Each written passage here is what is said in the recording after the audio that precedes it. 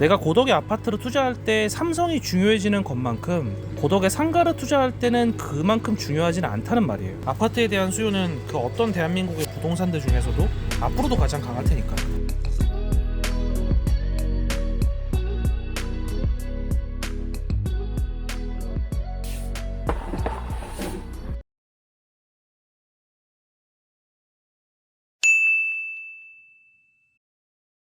그럼 오늘은 투자의 관점에서 부동산은 어떤 상품들이 있는지, 그리고 어떤 장단점들이 있는지 간략히 짚어보도록 할까요?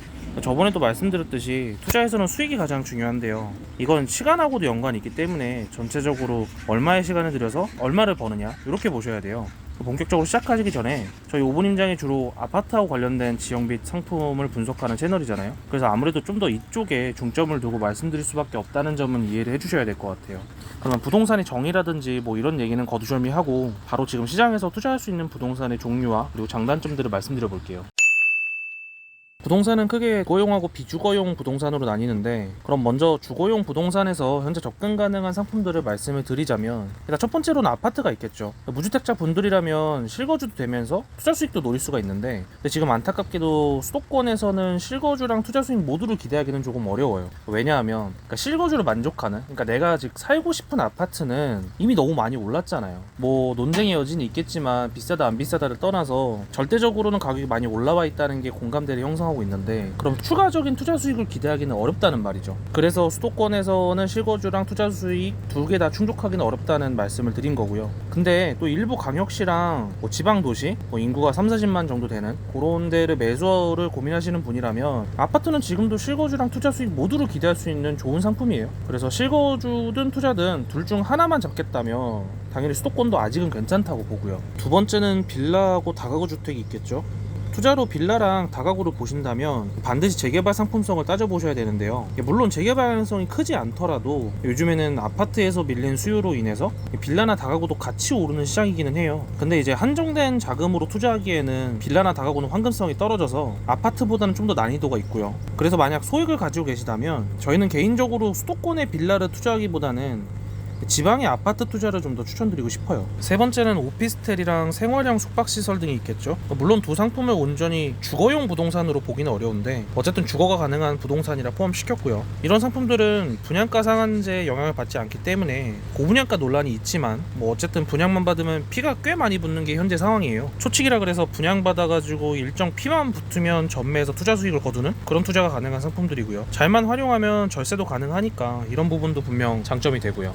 저희는 개인적으로 이런 상품들을 나쁘게 보진 않아요. 메인스트림이라고 할 수 있는 아파트 투자가 어려워진 현재 상황에서 몰리는 유동성을 받아먹을 수 있는 그런 상품들이니까요. 그래도 리스크는 분명히 인지를 하셔야 되는 게, 이런 상품들은 수요가 한정적이에요. 아파트 규제가 다시 풀리면 분명 아파텔이나 생숙은 지금 몰리고 있는 수요가 꽤 많이 빠져나갈 확률이 크단 말이에요. 즉 내가 상승분을 먹는다고 해도 매도 시점에서는 그 상승분을 전부 토해내야 할 수도 있고, 최악의 경우에는 환급성이 떨어져서 투자했던 돈이 그대로 묶일 수도 있다는 의미예요. 물론 일부 럭셔리 오피스텔이나 생숙은 따로 떼서 생각하셔야 돼요. 아예 수요가 다른 시장이니까.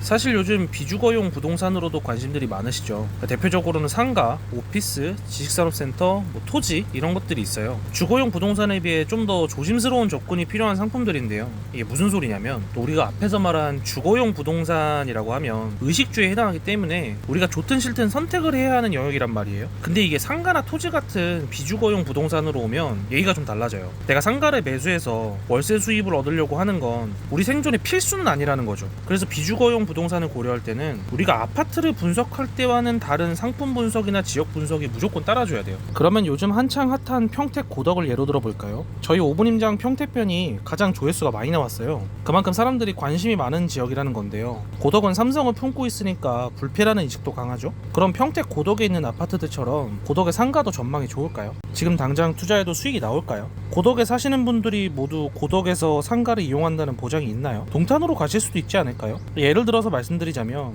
고덕에 사시는 분들은 이동수단이 주로 차량이에요. 현재까지는 그렇죠. 근데 거기 사시는 분들이 그분들이 원하는 상권이 고덕이 없을 수도 있어요. 동탄에 있을 수도 있고 오산에 있을 수도 있고 천안에 있을 수도 있단 말이에요. 그럼 그분들은 차량을 타고 그쪽으로 이동을 하시겠죠. 그러니까 이게 무슨 말이냐면, 내가 고덕의 아파트를 투자할 때 삼성이 중요해지는 것만큼 고덕에 상가를 투자할 때는 그만큼 중요하지는 않다는 말이에요. 이렇게 상가는 별도의 상권 분석이 필요해요. 근데 잘 고른 상가는 시세 차익이나 월세 수익 모두를 기대할 수 있고 소액으로도 접근이 가능하기 때문에 잘만 고르면은 충분히 좋은 상품이라고 생각해요.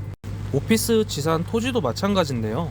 오피스나 지산은 그 상품들이 위치하고 있는 지역에 대한 분석, 배후 사업체의 개수, 향후 공급량, 입주율, 공실률 이런 것들을 따로따로 분석을 해봐야 돼요. 아파트처럼 네이버 부동산만 보고 매수할 수 있는 상품이 아니란 거죠. 상가와의 차이점을 말하자면 상가보다는 오피스, 지상과 같은 상품들이 공실에 대한 리스크가 좀 더 적고 한번 자리 잡은 임차 사업체는 잘 나가지 않고 꾸준히 월세를 안겨준다는 게 장점이고요. 근데 상가보다는 상대적으로 월세 수익률이 크지 않은 게 또 단점이에요. 물론 이것도 모든 상가나 사무실에 일괄적으로 적용되는 얘기는 아니니까 잘 찾아보셔야 하고요. 요즘에는 지산이 특히 인기가 많은데 지산의 대장 지역인 성수나 문정은 평당 3천만 원에 이를 정도로 많이 올랐고 그리고 실질적인 수익률이 마이너스에 해당되는 것도 있기 때문에 역시 지역적으로 상품적으로는 분석이 필수고요. 아파트는 이미 가지고 계시고 추가적으로 안정적인 월세를 받고 싶으신 분들은 지산도 괜찮다고 말씀드려요. 토지는 더 어려운데 경매로 접근하는 게 아니면 저렴하게 구입하는 게 정말 어려울 뿐더러 일단 절대적인 금액 자체가 워낙 크고 개발하는 데 시간이나 노력이 너무 많이 들어가니까 황금성이 많이 떨어져요. 물론 토지 투자를 전문으로 하시는 분들은 소액으로도 단기간에 차익을 내시는 분들이 계시지만 이건 굉장히 일부의 경우고 우리가 아파트 투자할 때처럼 마음 편하게 우상향을 노리기에는 고생할 확률이 훨씬 큰 거죠. 하지만 큰 수익을 보는 부동산 상품은 단연 땅이라고 할 수 있어요. 모든 부동산을 경험해보신 선배 투자자들이 토지 투자를 하는 게 우연이 아니라는 거죠. 결국 아파트도 상가도 우리는 땅을 사는 거기 때문에 우리 모두 토지를 공부하고 기회가 오면 투자를 해야 돼요. 물론 지금 현 시점에서 소액으로 투자하기에 좋은 상품은 아니에요. 불가능하다는 건 아니지만 난이도가 상대적으로 너무 높다는 거죠. 화천대 역시 아파트라고 말씀드리고 싶어요. 대한민국에서 아파트는 단순히 콘크리트 공동주택 그 이상의 의미를 가지고 있어요. 혹시 요즘 아이들이 SNS상에서 자기가 사는 지역을 무슨 아파트 이렇게 표시하는 거 아시나요? 당연히 이런 게 좋게 보이진 않죠. 저희도 좋게 생각하지 않고요. 근데 모두의 호불호를 떠나서 이게 현재의 사회의 분위기? 트렌드라는 거예요. 이렇게 점점 하나의 신분으로 아파트는 자리 잡고 있고요. 인구 감소를 모두들 걱정을 하시는데 입지가 크게 떨어지는 지방의 아파트가 아니라면 걱정 마시라고 말씀드려요. 수요와 공급이 부동산에서 가장 중요하듯이 아파트에 대한 수요는 그 어떤 대한민국의 부동산들 중에서도 앞으로도 가장 강할 테니까요.